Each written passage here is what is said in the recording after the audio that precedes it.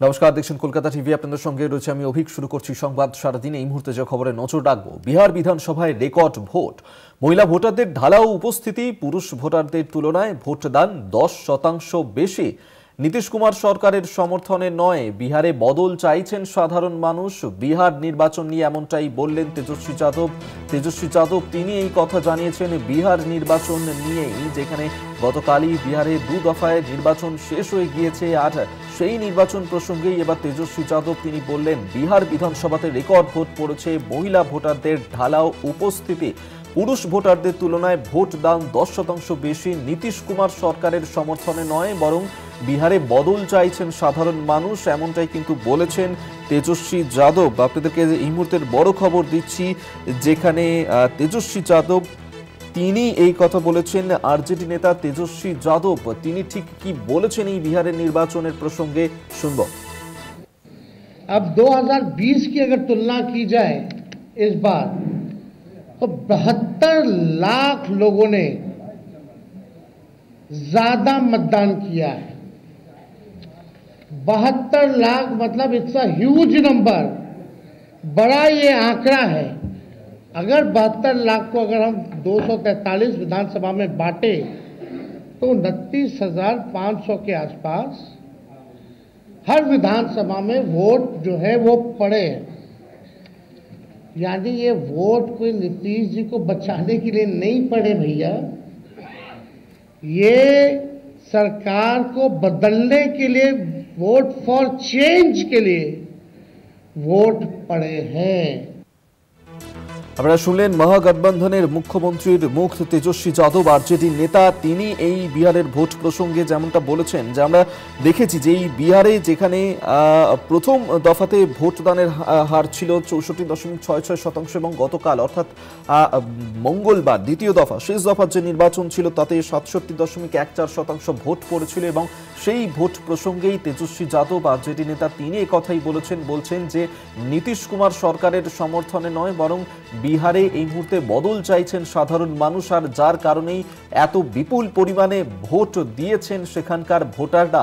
মহিলা ভোটারদের ঢালাও উপস্থিতি সেখানে নজরে এসেছে। পুরুষ ভোটারদের তুলনায় 10% বেশি ভোট দিয়েছেন সেখানে মহিলারা। এবং এবারে এই যে বিহারের নির্বাচন, সেই বিহারের নির্বাচনে অত্যন্ত গুরুত্বপূর্ণ মহিলা ভোটাররা, এবং সেই মহিলা ভোটারদের সংখ্যাও আমরা দেখেছি যে প্রথম দিন হোক কিংবা দ্বিতীয় দিন ভোটমুখী হয়েছেন যেভাবে মহিলারা। এবং সেক্ষেত্রে যে ম্যাজিক ফিগার, সেই ম্যাজিক ফিগার আদতে কে পৌঁছতে পারবে, কে বসবে বিহারের মসনদে, তা জানা যাবে আর একটা মাত্র দিনের পরেই। শুক্রবারে রয়েছে বিহারের নির্বাচন।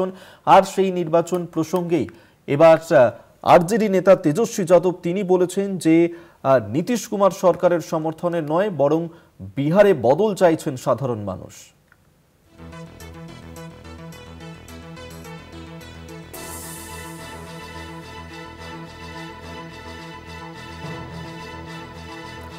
আমরা এই নিয়ে আরো বিস্তারিত কথা বলবো। এই মুহূর্তে আমাদের সঙ্গে টেলিফোনে রয়েছেন আমাদের ডেপুটি এডিটর মৌপিয়া নন্দী। মৌপিয়াদি, বিহারের মসনদে কে বসবে তা তো একটা দিন পরেই আমরা শুক্রবারে জানতে পারবো, কিন্তু তুমি সেখানে গ্রাউন্ড জিরোতে ছিলে এই বিহারের নির্বাচনে। কার পাল্লা ভারী, এনডিএ নাকি মহাগঠবন্ধন, নাকি সেখানে জনসুরাজ পার্টি কিছু করে দেখাতে পারে এই নির্বাচনে, কি মনে হয়? দেখো অভিক, আমরা যেটা দেখেছি যে নির্বাচনের পর শেষ দফা নির্বাচনের সন্ধ্যে থেকে যে এক্সিট পোলের ফলাফল আসতে শুরু করেছে, এবং এক্সপেক্ট করা হচ্ছে যে আজকেও কিছু এক্সিট পোলের ফলাফল আসবে সামনে, অর্থাৎ সমীক্ষার ফলাফল আসবে। সেখানে আমরা গতকাল থেকে যে 8-9টি সমীক্ষা দেখেছি বিভিন্ন সংস্থার, তার প্রত্যেকটিতেই কিন্তু এনডিএ কে অর্থাৎ নীতিশ কুমারই যে আবার মসনদে ফিরছেন সেই বার্তাই দেওয়া হয়েছে, এবং মহাগঠবন্ধন যে শেষ হাসি হাসতে পারছে না সেদিকে ইঙ্গিত দেওয়া হয়েছে। কিন্তু একই সঙ্গে এটা বলে রাখা ভালো অভিক যে ডেফিনেটলি এক্সিট পোল তার অনেক সময় যেমন রিফ্লেকশন দেখা যায়, একাধিক সময় দেখা গেছে যে এক্সিট পোলের সমীক্ষা একদম অ্যাকিউরেট হয়েছে, একদম নিখুঁত ও নির্ভুল হয়েছে। আবার এরকম সাম্প্রতিক অতীতে একাধিক নির্বাচন আমরা দেখেছি, যার সর্বশেষ উদাহরণ যে 2024-এর লোকসভা নির্বাচন, যেখানে যে এনডিএ কে 300-র ওপর আসন দেওয়া হয়েছিল বেশিরভাগ এক্সিট পোলের তরফ থেকে, বেশিরভাগ সংস্থার তরফ থেকে, সেখানে কিন্তু দেখা গিয়েছিল যে তার অনেক আগেই থামতে হয়েছিল এনডিএ কে। কাজেই বলাই বাহুল্য যে আসল ফলাফল কি হবে তা 14 তারিখই জানা যাবে। কিন্তু তুমি যেমনটা বলছিলে যে এখানে ডেফিনেটলি এখানে যে আমরা এই কদিনে যে মানুষদের সঙ্গে কথা বলতে পেরেছি, সেখানে কিন্তু দু ধরনের বক্তব্যই উঠে আসছে। আমরা যেমন দেখতে পেয়েছি যে একদম নীতিশ কুমারের লয়াল ভোটার এবং একই সঙ্গে যারা নরেন্দ্র মোদী বা বিজেপির বিকাশের যে থিওরি তাতে যারা কনভিন্স, সেরকম একটা অংশতে যেমন দেখতে পেয়েছি। আবার একটা তরুণ প্রজন্মকে দেখতে পেয়েছি যারা পরিবর্তনের কথা বলছেন, যারা কর্মসংস্থানের কথা বলছেন। কারণ যদি আমরা দেখি যে বিহার হচ্ছে বিহারের পার ক্যাপিটা ইনকাম ওটা দেশের মধ্যে সবচেয়ে কম। তো এরকম একটা রাজ্যে এতদিন নীতিশ কুমার মাঝখানে থাকার পরও কেন এমপ্লয়মেন্ট জেনারেশন সেটা এনশিওর করা যায়নি, এবং যেটা প্রশান্ত কিশোর, তেজস্বী যাদবরা যেটাকে বারবার সামনে এনেছেন। এই পরিস্থিতিতে দাঁড়িয়ে আমরা যদি দেখি যে আজকেই তেজস্বী যাদব তিনি এই এক্সিট পোলের সমীক্ষার বিষয়টা যেটা খারিজ করে দিয়েছেন, তিনি আত্মবিশ্বাসী যে 14 তারিখ আর যে মহাগঠবন্ধন তারাই শেষাশি আসবে। এবং তেজস্বী যাদব আজকে পরিসংখ্যান দিয়ে একটা অত্যন্ত ইন্টারেস্টিং একটা দাবি করেছেন। তিনি বলছেন যে 2020-র যে বিধানসভা নির্বাচন তার তুলনায় 72 লক্ষ মানুষ বেশি ভোট দিয়েছেন, 72 লক্ষ ভোটার বেশি ভোট দিয়েছেন এই 243টা বিধানসভা কেন্দ্রে। এবং তার যদি মোটামুটি একটা অ্যাভারেজ করা যায় তাহলে সেটা হচ্ছে যে প্রত্যেকটি বিধানসভা কেন্দ্রে 29,000 ভোটার অতিরিক্ত ভোট দিয়েছেন 5 বছর আগে যে ভোট হয়েছিল তার তুলনায়। এই যে ভোটার টার্ন আউট, এটাকে সামনে রেখে তেজস্বী যাদব তিনি দাবি করছেন যে এটা আসলে পরিবর্তনের ভোট।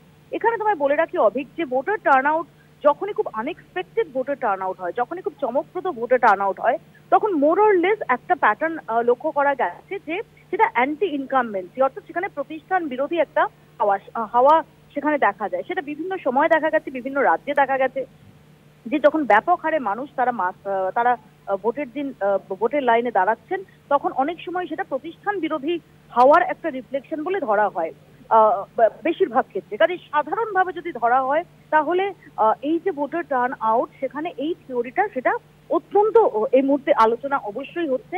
কিন্তু এরই পাশাপাশি আবার অন্য যে ফ্যাক্টরগুলো সেগুলো মাথায় রাখতে হবে, যে শুধুমাত্র ভোটার টার্ন আউট বেশি হয়েছে মানেই সেটা প্রতিষ্ঠান বিরোধিতার হাওয়া, এতটা সরলীকরণও করা যাবে না। কারণ এমনটা হতেই পারে, অনেকে যেটা মনে করছেন যে এবার যেহেতু বিহারে এসআইআর হয়েছে এবং বহু মানুষ, বিশেষ করে যারা পরিযায়ী শ্রমিক, এবারে অনেক বেশি সংখ্যায় পরিযায়ী শ্রমিক তাদেরকে রাজ্যে ফিরতে দেখা গেছে ভোট দেওয়ার জন্য। ডেফিনেটলি প্রত্যেকবারই তারা ফেরে, কিন্তু এবার এখানকার যারা মানুষ তারা বলছেন, রাজনৈতিক মহল বলছে যে এবারের সংখ্যাটা অনেকটাই বেশি ছিল। কারণ তাদের মনের মধ্যে কোথাও একটা শঙ্কা ছিল যে যেহেতু এসআইআর নিয়ে নাম বাদ যাওয়া নিয়ে এত কিছু চলছে, তাদের ভোটটা দিয়ে তাদের যে ভোটার লিস্টে নামটা রয়েছে সেটাকে তারা মজবুত করতে চায়। অর্থাৎ তাদের মনের মধ্যে কোথাও একটা আশঙ্কা আছে যে এবারের ভোটটা না দিলে যদি নাম বাদ চলে যায়।